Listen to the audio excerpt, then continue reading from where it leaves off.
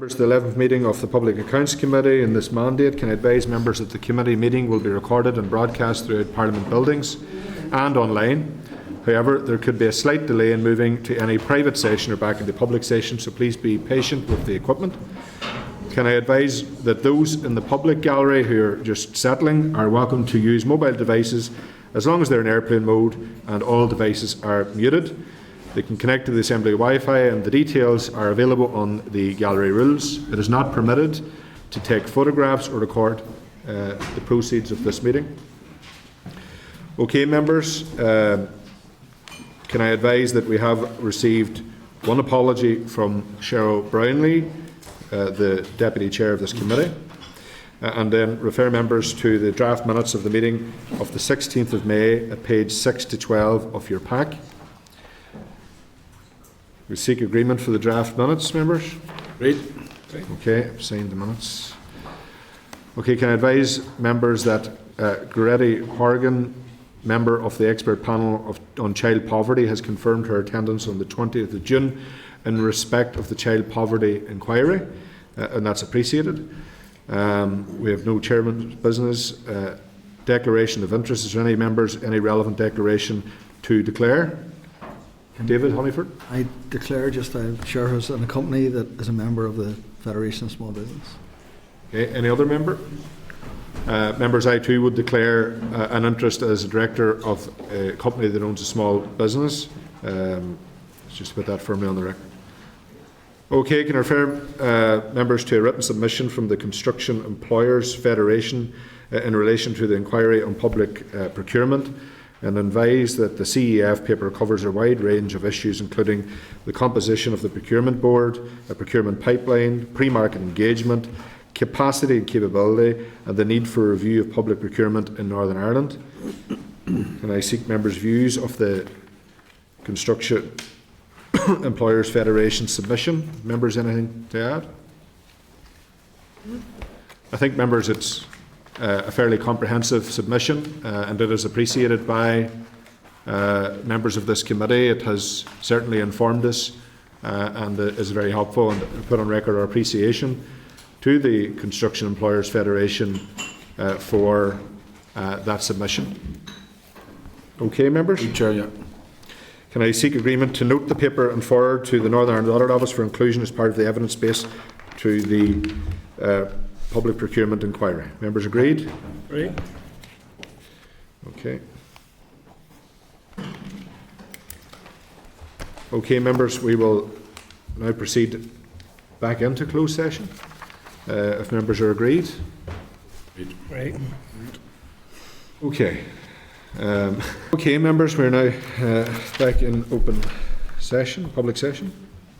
Agenda item 8, the inquiry on public procurement in Northern Ireland issues paper. Can I remind members that this item, as we have discussed earlier and went through the issues paper, some important recommendations. Can I refer members to the following papers? Briefing paper from the Federation of Small Business and Prompt Payments at pages 31 to 59 of your pack. We also welcome Neil Hutchinson, the Federation of Small Business, biography at page 60. The Northern Ireland Audit Office briefing paper, Public Procurement in Northern Ireland at pages 61 to 69. The Northern Ireland Audit Office report on public procurement in Northern Ireland, pages 70 to 115, and the clerk's briefing on FSB at pages 2 to 5 of your tabled pack. Can I ask the clerk to brief the committee, please?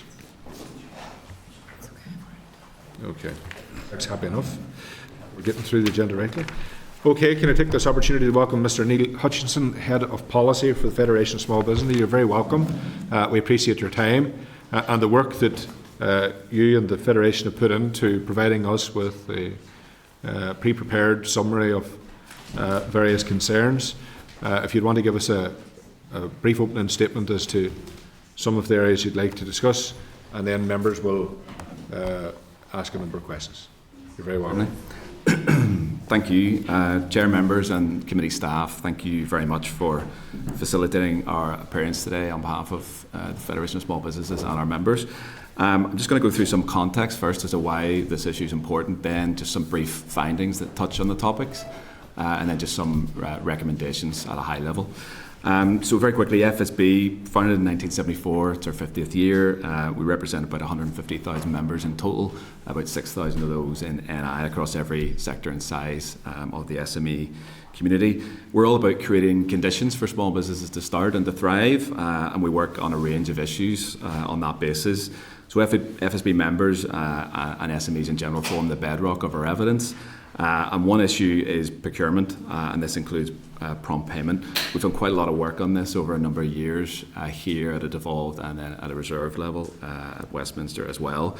We see this as a distinction between private sector and public sector prompt payment, and I believe the issue was touched upon last week by the member from East Antrim around the fact that government has the cash, so cash flow as an issue when you're paying is distinctive and different compared to large private sector businesses. On the topic of procurement, given the Audit Office report and having watched the session last week, we note that the department accepts the findings and recommendations of that, so I'm not going to retrace steps, and we're not here to sort of point out that sort of element. But our points combined with the areas in the follow-up discussion, we'll follow up the committee with that and make sure that everything's clear and precise accordingly. So in terms of findings on the procurement level, it was interesting to note last week that the Department of Finance officials highlighted the 186 recommendations that had been put forward through reports over a period of about 14 years, and there was acknowledgement there that there's been improvement and there's still gaps, and that's what we find on the ground. We do agree that it would be unfair to say that everything is negative. I think it's really worth saying that, so I don't want it to appear otherwise. But the following sentiment comes across time and time again from our members when we ask those who do procure or go through the tendering system with public sector procurement what they find. There's an overall feeling that the system is stacked against SMEs and or skewed towards larger organisations. I'll give some examples of how that comes across. And I should say that these aren't one-off. I've only grouped these together on the basis of overall sentiment, so we can get a bit of a trend and a pattern rather than just one example. Process and time. We tried to get a small business group of small businesses in a focus group to ascertain how long it takes to complete tenders, and the average time seems to come out about 1 hour per page, beyond obviously the initial details. So if you tender 30 pages, you're talking the guts of a working week for a smaller micro business. That's how it's put across to us. It's costly just to take part. There's certain conditions that may change with the Procurement Act that mean you have to have, for example, insurance in place or prove your cyber credentials just to be eligible to take on the tender. That's a cost that you then don't get back in addition to the time that you've invested. The contract sometimes doesn't actually proceed once you've put all that in place and you've made a submission. There's occasions where we've heard the contract's then been pulled. And feedback's not automatic and is inconsistent. I've got a very short quote from one of our members. In a recent water service tender, 100% of the tender assessment was on cost. So the first issue identified there was that it may not be to do with quality and overall spirit of what we're trying to get through our procurement. But the really interesting part was that the tender organisation stated, in this case I believe it was NI Water, stated that there would be no feedback given for those who were unsuccessful. I thought that was really interesting. One thing that was, again, given to us without prompting was the noticeable staff turnover within certain divisions of the procurement. And as a consequence of that, the staff expertise was really noticeable as well. One person told us about a recent example in the last 12 months where when they asked for feedback, they actually identified a flaw in the tender process. It became really clear quickly that the member staff did not have the expertise around the area that was being procured. And what they found then was that the only way to proceed and actually get some sort of action on that was to make a complaint. And I note that that was touched on last week as well, but I think there's an immediate chill factor there for a business who may be concerned with, again, additional time and the possibility of then being impacted on further tendering exercises. I should note that that is perceived and it's not necessarily real. I get that as well. Social value. So I know that the department are looking at this, and FSB have been invited to a meeting in the next couple of weeks to discuss that. But one of the things that comes through time and time again is that it focuses on new actions rather than what businesses are doing at the minute. And you can't actually cost in social value elements to your tender, which it's perceived from a small business perspective goes against the spirit of what social value is about. In terms of then prompt payment of invoices, Members have received our Never Better Late working paper. It outlines everything in detail, but just to sort of capture some of the headline stats in relation to what was discussed, particularly last week as well. About 5% of the invoice total, from what we can see, is from central government. The headline figure we've been able to establish, and it's limited because of the lack of full publication of data, is around 234,000 or over that are paid legally late across over 3 million invoices in total. Central government then has around 5,000 of those paid late, which is 2% of the total. But I'll come on to this in more detail in a bit. I think we've got to acknowledge that it doesn't necessarily mean that central government is doing a great job, and I'll come on to why there may be a bit of a myth that's arisen there, based on, again, last week's evidence session and what we found. So whilst this is across all of government and NI, and I mean the overall total of about 250,000 invoices, we do note the variation in performance, but nobody is meeting its targets. I think that's the principle that we'd want to get across. In terms of the data and the information, it's a really interesting exercise going through the various agencies and bodies, because you're looking at PDFs, annual reports, scans of spreadsheets. There's a push now around open data and publication of data, and that should be in a basic spreadsheet format and easy for people to analyse. We find that even now is not the case. It makes it really tricky and time consuming. Then the point of interest and penalties. You'll see in the paper that there's very little uptake, but there's actually a significant accrual on the government balance sheet if these were to be called in, and we're talking in the millions on that. And the liability on that's actually only increased since the Bank of England base rate has increased as well. So the bit around DOF responsibility, I think it's really important that we question and we're clear about who's responsible for this issue. Responsibility is definitely shared, and we can see there's a lack of sort of champion of this in government, just from looking at it particularly in more detail in the last couple of years here. There's certainly verbal acknowledgement, but we would see little action, proactive action, either verbal or written, to address it. I suppose we question who, if anyone, owns the issue or who wants to. One thing it's really important to note, though, is that part of this is procurement, part of it's payment and accounting practices, and then if there is a breach, let's say there's a breach of the 30-day agreement, that's actually contractual. So we know that that's a bit of a grey area. So if you're working in, for example, CPD, you might say, well, once we've procured, that's beyond us, it's into a finance department, so on. But I still think it's part of the overall procurement picture. And central government's at the core.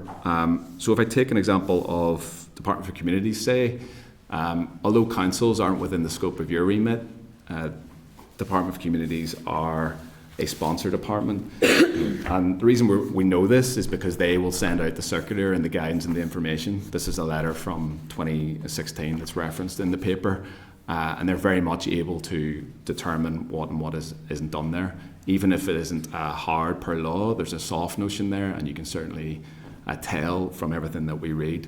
The money is in effect flowing through communities to councils, and therefore we would actually argue that it's very much within the scope. Similarly then, when you look at Department of Health, when you look at the central government figures and those small percentages that I noticed are referenced earlier, what you'll find then is there's many thousands into the millions of invoices paid through the trusts and various bodies attached to health that aren't captured in the central government figures. And that's what we've got to note.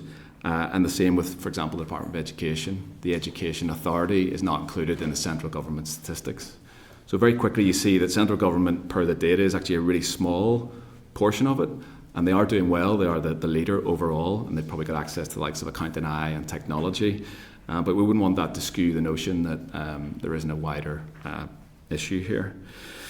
In terms of recommendations then, so firstly, we think we need to see acknowledgement and an improvement on what's already required, and that's clearly outlined, not just in our report, but in the law and the regulations. We think it really does start with the effective data sharing, the fact that we're going through and trawling through annual reports just to get a figure that may or may not be there. In this day and age, it's not right on an issue that's as important in this. And I think only then can we make further recommendations once we've got a full sense of the picture. But in the meantime, we need more NI-specific action. And in terms of the opportunities, I think it was really good last week to see the department are looking at a new strategic direction of procurement, and we would see prompt payment as being a firm part of that as the months go ahead and the Procurement Act comes into play. This could be via the procurement board or another effective structure. The truth is it doesn't matter if it achieves its objective. And what would allow is a list of sort of live issues versus those longer term changes that you might want to bring in per the Audit Office report. We think that an appointment, even if it's symbolic of a prompt payment champion within the department or somewhere, would show that this issue is being taken seriously. And that could also be done within councils, boards and agencies. From an audit office perspective, there was a 2013 report which took a deeper dive into this, and it was an excellent piece of work. We feel that the expertise and the ability to reach into organisations poses the question of whether another piece would be really useful to get to the bottom of the places that we can't in the position that FSB is. And then a really interesting point from our perspective is on the interest and penalties. I would pose the question for thought and discussion perhaps. Imagine if you were to add the penalties and the interest automatically on to government invoices. Would that be the thing that would change behaviour? Because immediately it would touch on the balance sheet of all the organisations who are paying late. So we think that's really worth consideration. Finally then, just very briefly, from the UK government point of view, there's two bits of work that's happened in the last year that we've worked really hard with our colleagues in Westminster to get progress on. The first is a prompt payment and cash flow review, with wins there around data, that publishing of that, the scope of the Small Business Commissioner, who's really a lead of trying to chase up late payers, particularly in private sector, large private sector businesses. However, the election now may impact that because new legislation had to come through. The Procurement Act, it will come in, and there's some preliminary criteria that are noted around insurance that will be removed, and accounting requirements for the small businesses. They can prove that in other ways, which is really good, so it should reduce the cost of actually entering the tender process. The Procurement Act is all about transparency, and that's really good, and we think that that should help with data publication, but we're unclear as to how it will actually land here. So there's a question mark around clarifying that.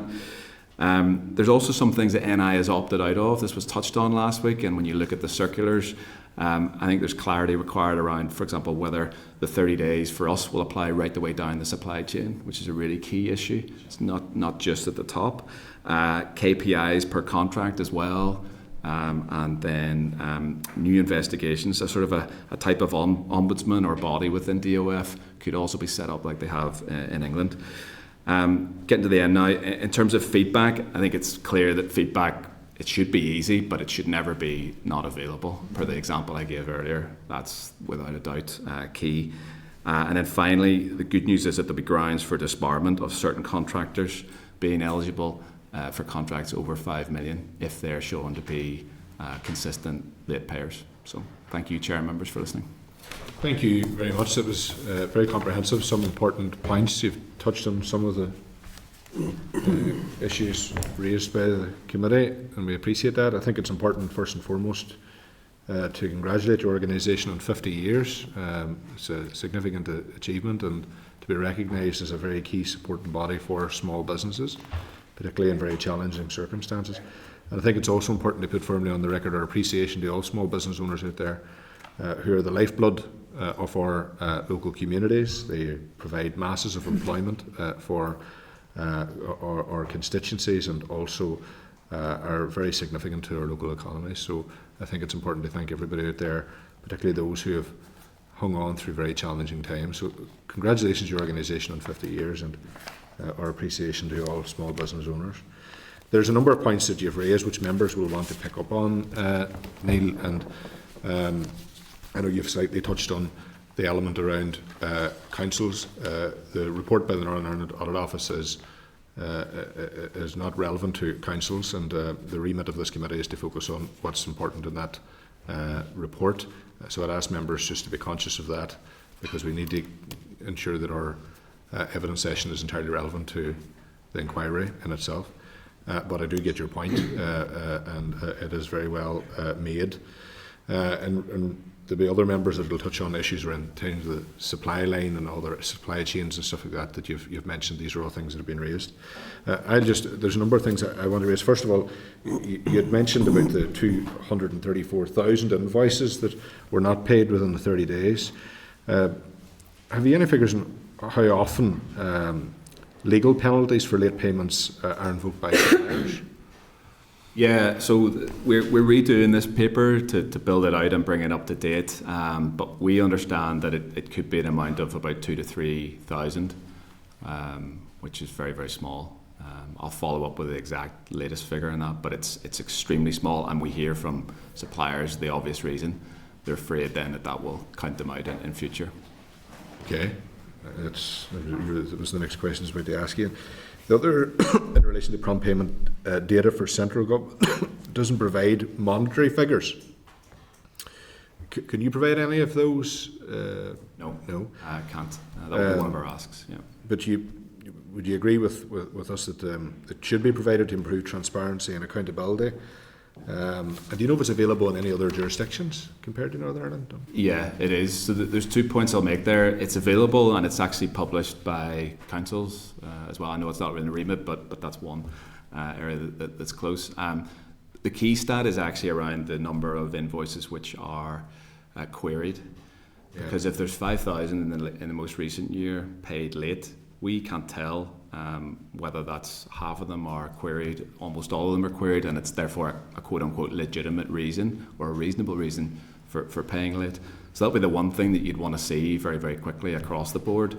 And if it's actually a matter of, for example, small businesses not completing invoices in a way that makes it easy, well then we'd do a piece of work to really help on that. But if it's not that and it's around just basic payment processes and administration, we know we need to focus on that as well. That would be our view. Okay, and just in terms of data, what other data do you think should be provided on prompt payments? We've done a comprehensive list in the report. We will put that in our follow-up brief to the committee. For us, the very first one is the number of queried invoices. The next one is the value and what percentage then goes to SMEs. If the reporting systems in the department allow for automation around all sorts of metrics, we would say that by default that should be published. And what that would allow you to do is start to understand, right, what types and how many businesses are going for contracts, generally what sizes are getting in, what sizes are actually not getting in, because you can tell us information from the tender process. You'd be able to very quickly establish whether it is true or it's just perceived that the system is skewed towards certain organisations or larger organisations. And in this day and age, that sort of technology is available. Thank you. We'll go to John Stewart, MLA. Yeah, thanks, Chair. Thanks, Neil, first of all, for coming along today, for your evidence and for all the work that the FSB do. You give us some examples of small businesses and the feedback that they've given you and their experiences of procurement. And I think as constituency MLAs, we get that on a regular basis. It's hard enough as a small, micro or medium-sized business going through the procurement process, and it's even harder when you're willing to stand still financially to get back the money that you have spent and outlaid from a government department who has the money sitting there but just can't pay it on time. So I think that evidence is really vital. There are 10 recommendations within page 52 there. I'm just wondering, firstly, which of those you think is most critical from an FSB's point of view? Maybe think they're all critical, but if you could maybe triage them in that respect. And the second aspect, we heard in the evidence last week that things aren't actually as bad as that, and really it's a supply chain issue, and that it's actually below central government, and it's the next stages down through subcontractors the problems are arising. Is that your experience also? On the first question, I should know these off by heart by now, but I don't. I think for us, because there's still a question mark around the data, for us, the likes of an audit office or someone that could pull together the true figures and get access where we can't would be really useful. Then we know exactly what we're talking about, because we are an organisation that represents businesses. Yeah. The audit office is fully and wholly independent and has that expertise. I think that would be number one for us. I think the appointment of a prompt payment champion, perhaps within the Department of Finance, and then a recognition of this issue so that it goes into the business plan or the work of the procurement board or equivalent. What that does very quickly is get it on the agenda. And then the next bit would just be publishing of the data that you do have. Put that out there and let people like us and others look at it and try to be constructive and helpful in this. Second question, could you repeat it? Yeah, it was just around that basically at the central government level they're arguing it's not really as bad, and really the problems lie when we get below that first stage, and it's in the supply chain and in subcontractors. Yeah. Is that a fair assessment, do you think? We partially agree, and we chewed this over in the last week since we saw that. And so the percentage of invoices overall is quite small. So if you talk in the last year, it's about 160,000 that come out through the central government statistics, and the percentage that are paid on time might be in the mid 90s. which in principle is very good. It's not 100%. There's still 5,000 that aren't paid on time, and we don't know why. So that could be significant. If you say that there are over 3 million invoices in total, you get a sense of that. That's what 5%, and you start to realise, well, actually, on one hand, it's maybe not a massive issue for central government, but they, at the same time as paying, and I'm probably pointing towards the Department of Finance here, they are in essence the top of the pyramid when it comes to procurement, law, implementation, guidance, and the board. So they have a very, say, soft and influential role in order to be able to champion that. So it's also then really concerning to suggest that all those other millions of invoices are actually not within the pot. So I would say it's partially right, but it wouldn't be right to assume that central government then doesn't have the role. Actually, they arguably have the greatest role, because ultimately Department of Health and other departments who have large agencies outside, I guess the Permanent Secretary and the Minister, they are the accounting officers and responsible for those extensions of their departments. So we just see it as a real key influence. We all agree with that. Thanks, Neil. Thanks, Chair. That's all from me. Thank you, John. Tom Buchanan, MLA. Thank you, Chair, and thank you for your being with the committee today. Small businesses is the backbone of our economy, even particularly the construction industry. And anything that can be done to free up the late payments for them would be very, very welcome indeed. But recommendation 9 states that DOF in particular should produce recommendations for improving their performance against the 10-day target. What impact is not meeting the 10-day target having on the businesses? So if you had to, be an interesting question, if you had to choose between some businesses getting paid in 10 days and all getting paid in 30, I think collectively there might be a notion that actually getting paid in 30 would be the aim. The 10 days is really good, and it shows that it can be done, and actually it can be done at quite a high level. So that's why we put that recommendation in. But to go to the previous question, we'd probably say that that's less of a priority out of the 10, and therefore I don't think it's reasonable that anyone would expect to be paid within 10 days and that they would go out of business. I think 30 days is the aim. We felt that that would be good to put in because it would show that you could go even further quite easily, and you could then apply that same methodology, if you were, to the 30-day terms. Does that make sense? Okay, thank you, Chair. Thank you, Tom. Cathal Boylan. Thank you, Chair, and Neil, thanks very much. You were definitely paying attention last week. You've done your homework very well. Fair play to you. Had a very comprehensive presentation, and thank you for that. Just a couple of points I want to make. In light of what you heard last week, because it's a long way to travel, the pathway from procurement right down to end user and delivery. So my first question would be, in terms of you've heard the accounting officer talk about a way forward on the strategy, and adding to that the piece of legislation is going to come forward in the autumn. How do you rate that? How do you feel that's going to improve the working relationship and the payments and all of the things that's impacting and supporting small and medium enterprise? That's the first question. Yeah. So there's really good parts of the Procurement Act, really good parts. And the first question we have is around clarification.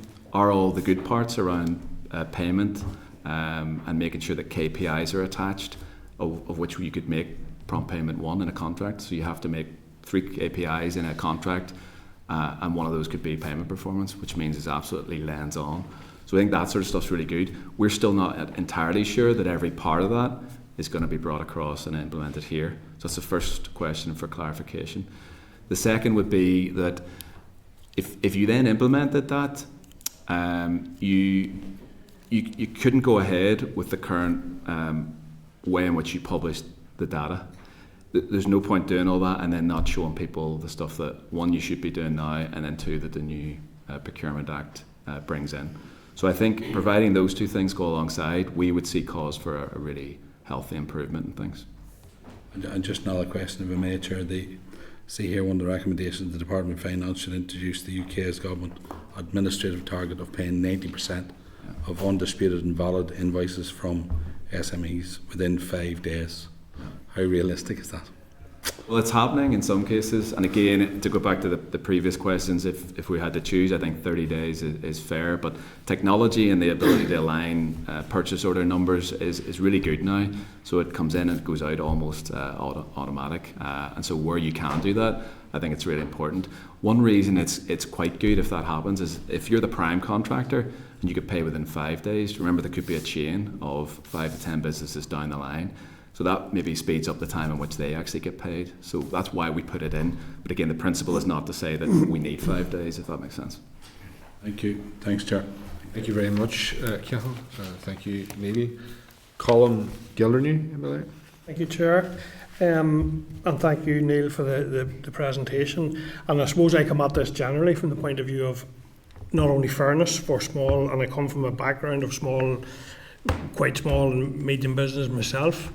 So there's not only that issue of fairness, which is hugely important, and also the issue of regional balance, which is hugely important, but actually benefit to the public purse is equally important.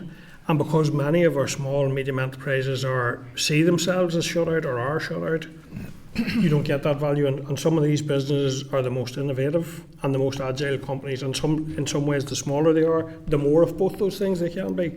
So the public purse and the procurement, the people who are procuring the goods, lose that expertise if the system doesn't facilitate engagement.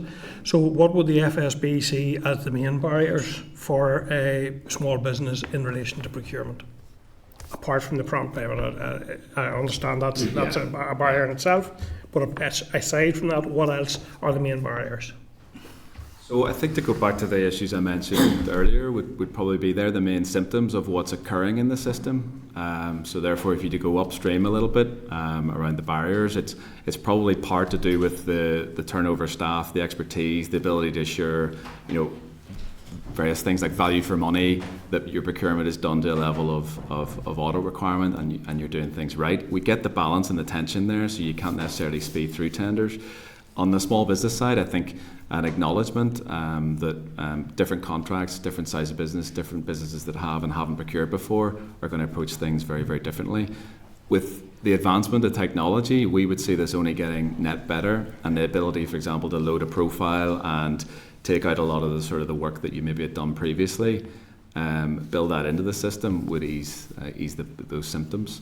But overall, I think it's probably just the clunkiness and user experience of the system, combined with then some of the things I mentioned, like ability to get feedback, ability if you do make a challenge that the member of staff in question will actually go, okay, yeah, there is a flaw here. You don't necessarily need to make a complaint.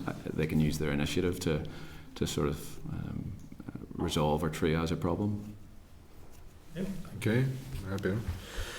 Just following on from the point you made about value for money, how does delays affect the value for money element of the tendering process exactly? You touched on it slightly there. Could you just elaborate a wee bit? So there could be a number of hidden elements, but one thing that we've got from business when we discuss is that there's this real chill factor. If an experience is bad and it takes a lot of time, you're maybe less likely to go in next time. If you've less people putting in for a tender, chances are less people apply, lower chances of getting an offer which is competitive.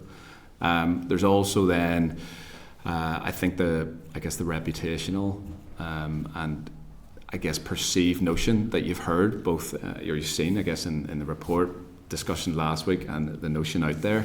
It's probably a little bit unfair, but there is a sense, no matter who you talk to, that it's not working as it should, and I think that's not really good either.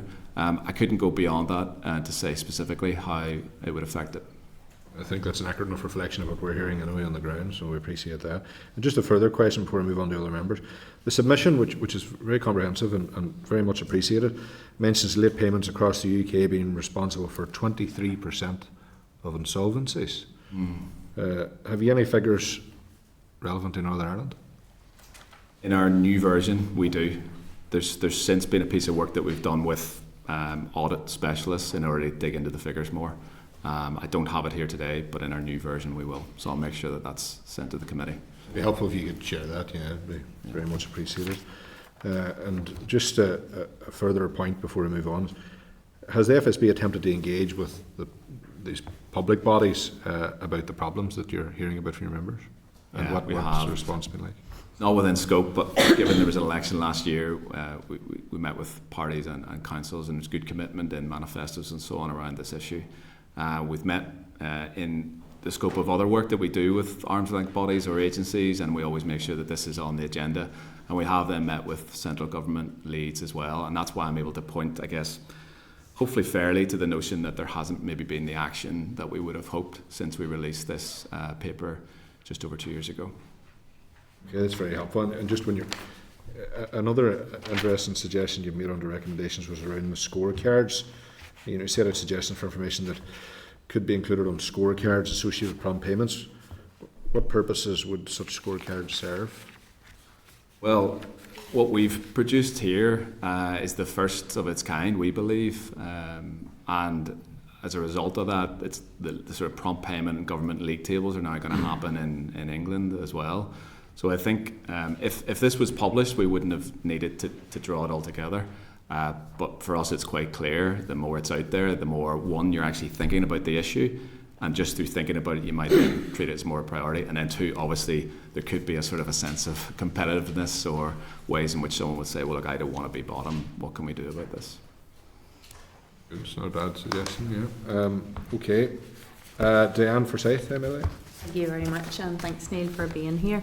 To echo what some other members have said, it's whenever you're hearing locally all the time about how your small and medium-sized businesses feel like they're pushed out or blocked from getting into access to these public sector contracts, it's a great source of frustration for them, and they can only come in as subcontractors and not getting the full value of it to access it themselves.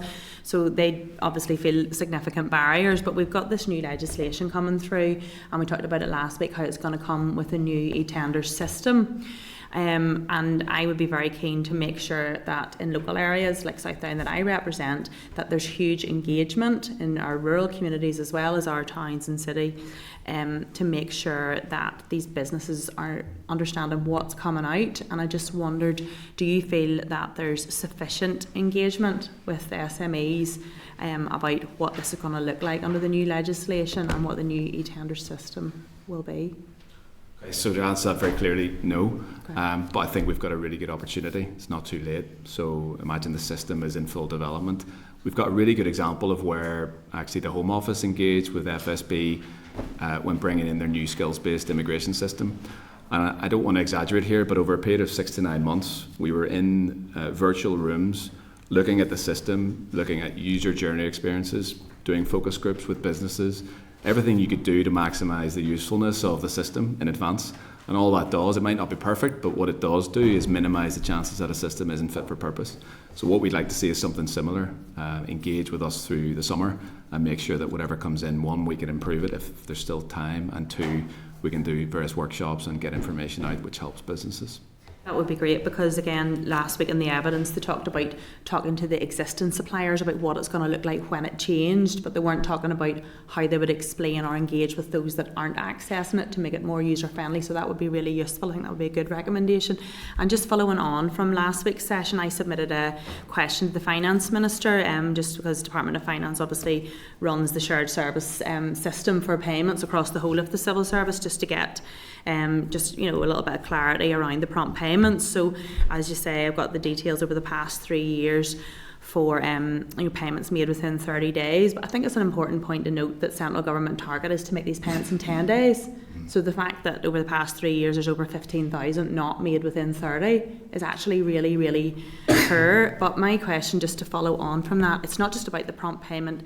I would like to hear your feedback on the model to pay businesses through public sector procurements. And I think perhaps John had touched on this slightly earlier.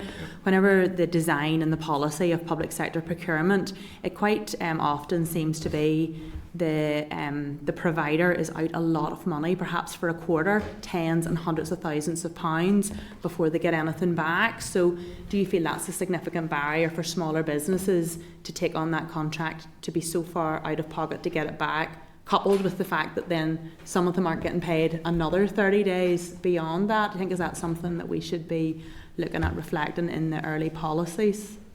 Yeah, so we know that there's a distinction in central government because there's the account NI system.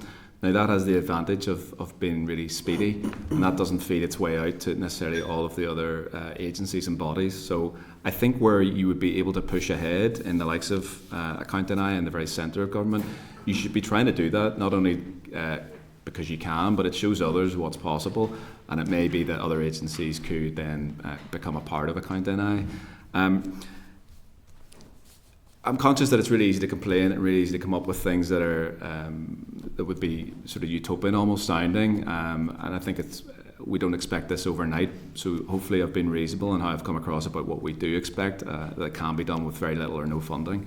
But in the context of that point, the biggest issue is probably that a business of that nature would be in a contract situation with other businesses, and so there's probably one business that would be paid, and the quicker that they're paid, then the more likely it can fall in a chain. Now, there's a tool called like project bank accounts, which is something that the committee could maybe get more info on. But from what we gather, and in the conversation we had a couple of years ago, the purpose of the project bank account is so that you don't necessarily rely on a contractor to make the payments. It's held centrally through a bank account, and it's in effect automated, so that when work's done, it goes to the contractors, and that cuts out the issue of people being paid late or after months down the chain. We don't perceive, and from what we've gathered, that that's being used as a tool as well as it could be. One reason we heard was that actually banks don't necessarily want to get engaged in that themselves, but I think that's a question we have in our current work, and we'd love to follow up on. It would help with what you're getting at there. Other than that, I'm not sure we're at the stage where we could prepay the full amount, but what you may be able to do is consider if there's a track record and there's assurance in place, you could potentially prepay 50% or more to contractors to take the burden out of that whilst the work is completed. Thank you. Thanks, Chair. Thank you, Dan. I'm just looking at the recommendations that you have made. You recommend the creation of a prompt payment champion, for instance. What would this role involve, and what power would such a person have? What's the benefit of that role? So, there's examples akin to this where you might say, like, for example, a climate commissioner or various ombudsman type figures. If those people are in place, history tells us that issues are taken a lot more seriously. So it's a judgment to see whether you need this or whether there's actually an acceptance within, say, the executive or overarching government that we care about this issue and we don't necessarily need to create that figure. We feel that because we haven't seen that to date, there's a need for somebody to take a grip of this. In all these scenarios across different policy issues, typically when someone takes a grip and we say we're going to do it, things improve and things happen. So that's the context to it. If we got the results and it wasn't sort of an official role or like a commissioner type role, then that's great. But as time goes on, if we see less action, well then our call will transform and turn into we need more done about this. That's how we would view it. It's an interesting suggestion. You've touched on the role of a commissioner. How effective is the role of the small business commissioner, and what benefits could this bring to the public sector? Yeah, so I think the perception of in the previous years to date is that the small business commissioner's role perhaps doesn't hold enough weight. There's been a review into the small business commissioner's powers alongside the prompt payment and cash flow review or access review, and we're pleased to say that those powers are now going to be amped up a bit, and that's going to help. The small business commissioner came to the launch of our paper, is extremely effective and supportive within the remit. So with those powers enhanced, would by default the commissioner not then end up as the prompt payments champion in effect? Yes, the question we posed is whether someone that represents UK-wide is sufficient whenever we actually have a lot of the power to do this in our own hands. The big focus, or primary focus to date, has also been on private sector prompt payment, which we've deliberately left out of the scope of this for obvious reasons. So I think there's a public and a private distinction here, but there's also at least a need for somebody in NI within government, whether that's departmental level or ministerial level, to prioritise this. Thank you, Neil. That's very helpful. David Attenborough, MLA. David Attenborough. Not that old, flip me, come on. David Honeyford. Why I was thinking of David Attenborough, I don't know. David Honeyford. Gee, we're still what goes on in Daniel's head. He's been promoted. You don't have to answer. You don't have to answer this environmental question, by the way. I'm going in a completely different. No, only joking. Neil, thank you so much for coming in. And this is something we've talked about.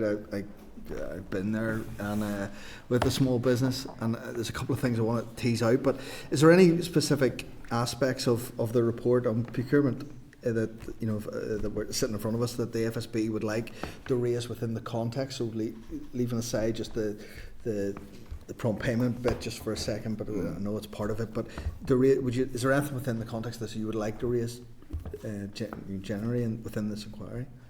So our perception of the report that it's excellent. It's just above a level of practicality maybe that I've touched on. So it's strategic in nature with a view, I assume, to if you sort those problems, then the flow through would actually improve as well.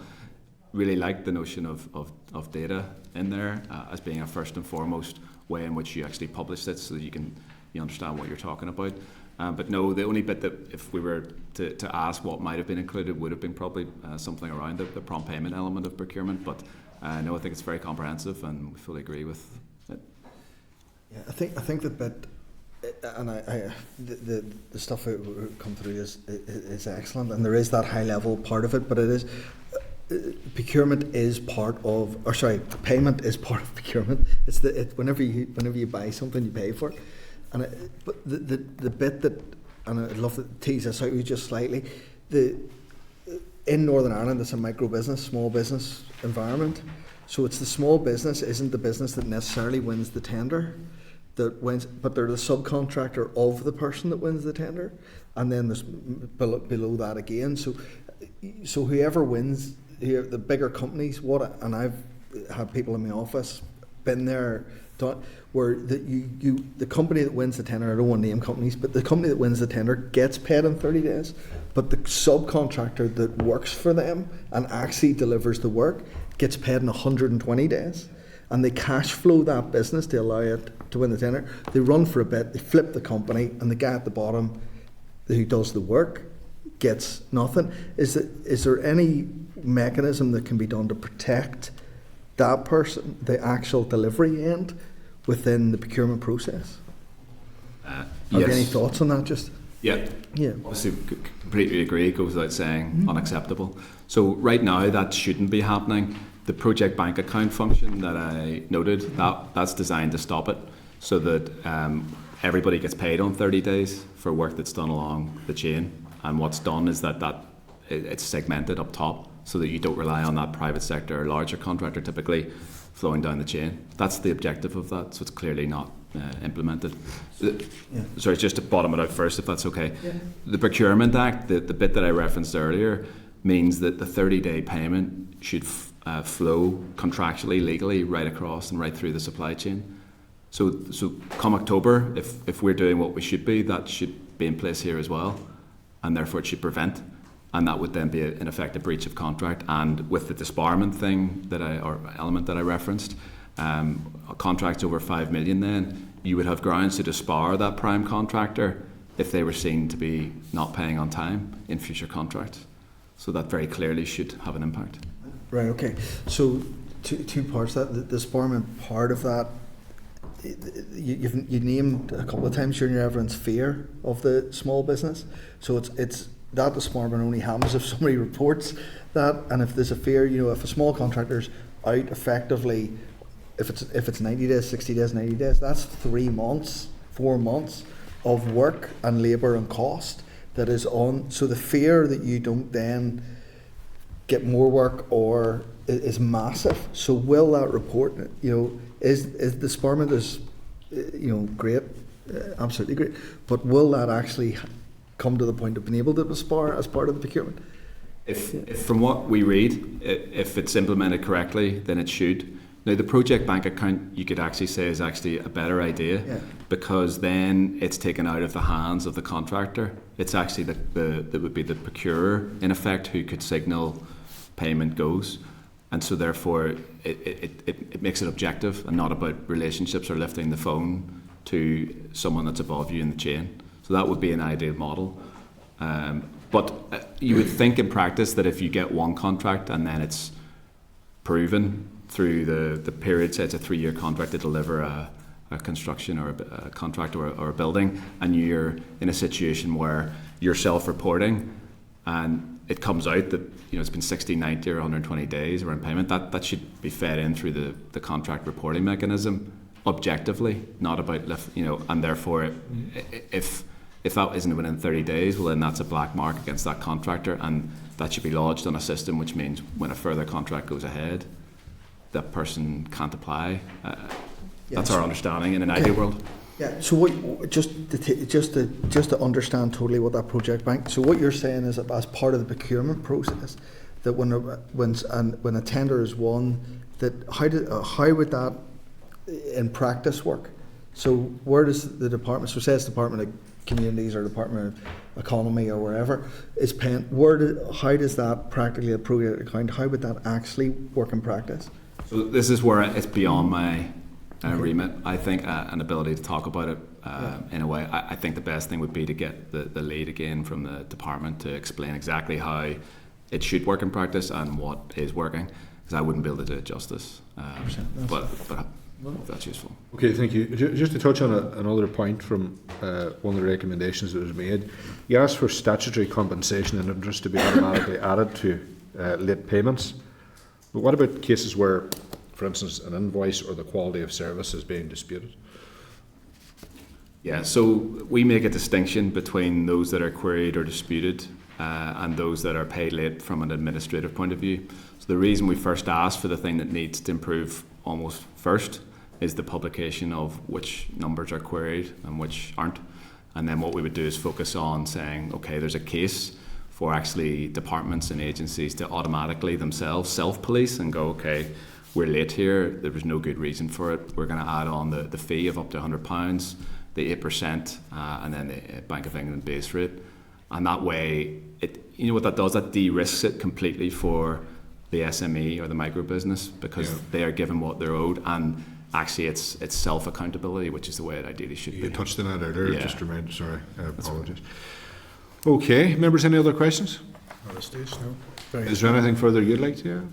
No, thank you very much for your time, really appreciate it. We'll follow up with the brief. CNAG, anything to add? No? Okay, thanks very much for being with us, for taking our questions. We very much appreciate it. To you, any questions? Just a brief comment here, really, just to thank Mr. Hutchinson for his evidence, and just to back up a couple of comments, I think, from our perspective. As a TOA, it's always good to hear that the information contained within our report of accounts is being used and analysed and helpful. I know it's difficult to dig it out in the depth of the performance reports and so on, but I think from a transparency point of view, it's important that it's there at least. I think as well, DOF do publish payment tables, but I agree with Mr. Hutchinson's comment. I had a look this week after last week's evidence session. It is quite limited, the analysis that's there. And I think it highlights your point about where the issues lie here. Certainly the Account NI colleagues in our shared services centre seem to generate those reports. For 23-24, they're looking at, I think, around 168,000 invoices, which falls significantly lower than the sort of numbers you were quoting earlier. But within that, it looks like the 10-day target, I think, was around 91% that's achieved by departments, and just a tick below 97% on the 30-day target. So I think your comments earlier about where the problems seem to lie is outside of the unbanked bodies and so on. So I think certainly the direction of travel for us is to look at why that's happening, and also just to reiterate the comments around project bank accounts. I look at the banking contract for the several departments, and certainly I was involved when we brought project bank accounts in 2016, and that was very much to help in particular with the construction industry and to ensure that cash flow through to subcontractors. The feedback I've got anecdotally here is again that the take up in terms of number of project bank accounts is low. It's certainly a lot lower than we anticipated when we brought that in 2016. So I think there's certainly it's a good area for us to have a closer look at, and I'm sure my colleagues that were here last week will be dealing with those more comprehensively in the responses going ahead. Thank you, Stuart. Thank you. Thank you, Mr. Hutchinson. Okay, members. Agenda item 9. Can I welcome? Yeah. You shocked him so far ahead. The MOR on Sports Sustainability, the Sports Sustainability Fund. Can I welcome to the meeting Mr. Ina Caravel, Mr. Kyle Bingham. Okay. Can I refer members to the update to the Memorandum of Reply on the Sports Sustainability Fund at pages 117 to 125 of your packs? Can I ask the CNAG for any comments? From our perspective, I think you've got a comprehensive response back from the department, and I think this is one where it would be for the committee really just to follow up in due course. I wouldn't be suggesting any immediate action on this one, but I think you've got a pretty substantial comments back. Okay, thank you. Claire? Thank you, Chair. Just to give you a little bit of background to this report, so some members will recall it. The report, the Sports Sustainability Fund, was published in 25th of February 2022 with 10 recommendations. It was a scheme which was put in place to provide support for sports organisations and was delivered at a time when there were real financial hardships being faced by the sports sector as a result of the COVID-19 pandemic. The committee, in its report and findings, acknowledged that whilst the overriding objective was to reach a diverse, geographically spread range of sports post-pandemic, they did conclude that it could have been achieved at a lower cost than the 23 million of funding that the scheme received. The committee also concluded that notwithstanding the time frame to develop the business case and design the application process, insufficient attention and time was paid to identifying where the greatest need lay and in quantifying how much that need actually was. Some of the issues that were identified then by the committee included the need for robust modelling and assessment of the business case required to access funding and the delivery of outcomes in such schemes. Key recommendations included an independent assessment of scheme design, ensuring such schemes have clear communication of objectives and the need to evidence eligibility in line with clear measurable criteria.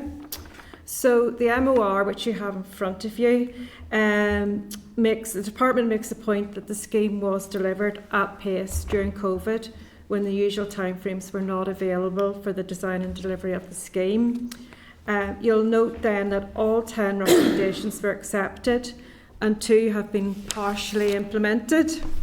So of the 2 that have been partially implemented, recommendation 4, which was around the need for more consultation, and as a result of that recommendation, the department has developed a stakeholder engagement strategy and also a communication strategy, for sports organisations and to outreach more in that regard. Recommendation 5 was around the capacity and capability of clubs. So steps have been taken to tool up sports clubs, including simplifying the application process and improving communication on available training resources to upscale clubs. So that's some sort of positive things that have happened. Other recommendations worth highlighting are the acceptance that there did need to be a tightening up of unintended outcomes. The minimum need for money, financial support, should be the goal by the department, and that capping the amount that should be available so that all schemes should be accessible to all and help ensure funds are spread sector-wide. So that is just a summary of where the department is in implementing the scheme, or should I say Sports NI. Thank you, Clerk. Members, if you've anything to add? Dan? Yeah, just obviously I'm new MLA this mandate, and just a reminder of this scheme, which some of us, maybe had forgotten a bit. I think it's important to look at recommendation number 7 and highlight the point made that it's unacceptable to use taxpayers' money to underwrite the profits or surpluses of organisations, and I do think that it was a really terrible use of public money, and rightly drawn to the attention of the committee at the time. Within that section, they say they accept the recommendation, they look at it, but it says on it is also worth highlighting there's an overarching responsibility on accounting officers to ensure that any schemes deliver value for money for the taxpayer. And I just wanted to ask, in terms of that comment, well, what happens when they don't? In the likes of this one, where yes, they've accepted all the recommendations, they've made the comment saying there is this responsibility, but effectively we're saying that they didn't here. So, NAG. I suppose in the case of this one, then we highlight that by way of public report. If you're asking then what happens with regard to the individual accounting officer, that's not something that I can comment on. I don't know if it's something that TOA wants to come in on. I suppose we have limited levers around what can be done. I think the scrutiny of this committee is very important in holding accounting officers to account and their performance, and certainly in terms of VFM, it's central to their responsibilities as accounting officers. I suppose the ultimate sanction would be if we were questioning their fitness to be an accounting officer ultimately. It's just, as I say, the recommendation was accepted, and this comment was made to us saying it's worth highlighting to us that it's their responsibility. But I'm then saying, well, if it's their responsibility and we've found that they haven't done it, I just didn't really understand what further we have. So it's just bringing it to this committee and making a report, really. Simple question, sorry, I just, as I say, I read it and... I suppose the committee has got the opportunity to question the accounting officer, themselves. That's the other hang on. Yeah, thanks, Chair. I mean, I think it's a really good report, and we all remember back to this happening with those who were elected at the time, and we appreciate that during COVID decisions were taken at pace often, and there's an understandable amount of flexibility that goes to that, but there's still public money, and clearly this one did not score anywhere near top in class in terms of a scheme that was rolled out, and we all remember the coverage of it. Diane's made a couple of really valid points in relating to that.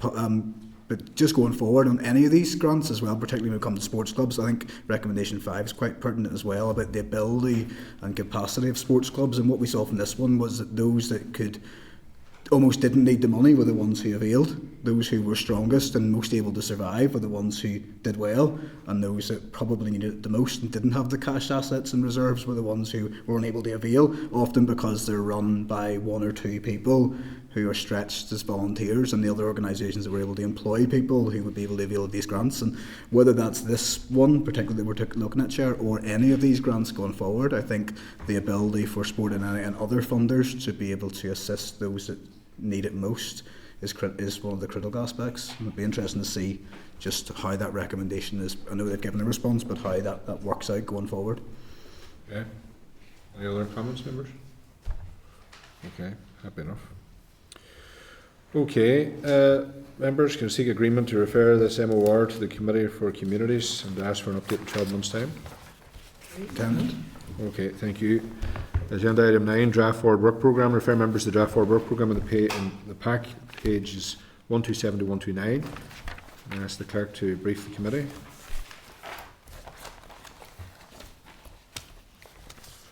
Well, it's very much the same as the one you saw last week.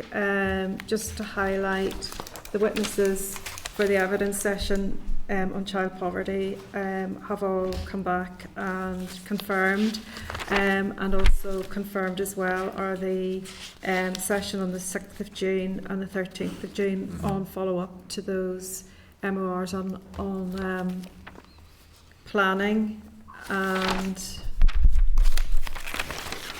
6th of June is DE briefing, MOR and closing the gap. So Everything is going ahead as planned, and that will bring us more or less close to the end of the summer session. Yeah, members, as it stands, the work programme takes us to the 4th of July, and as you all know, the shock announcement last night, we will otherwise be distracted on that day, some more than others. So we will work with this as best possible, but if members could alert the clerk as to their availability if they know they're not going to be in attendance, because we need to ensure at all times we have quorum. I understand it'll be a busy 6 weeks, but it's important that the work of the committee continues.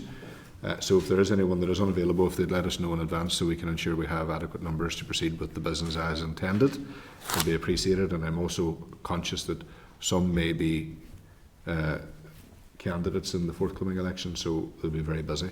So I would appreciate it in advance. Thank you. Anything else there? No? No. Okay, members. Any other business? Can I advise the committee that the next meeting is scheduled for Thursday, the 30th of May, hardly believe we're at the end of May actually, at 2 o'clock in this room, room 21.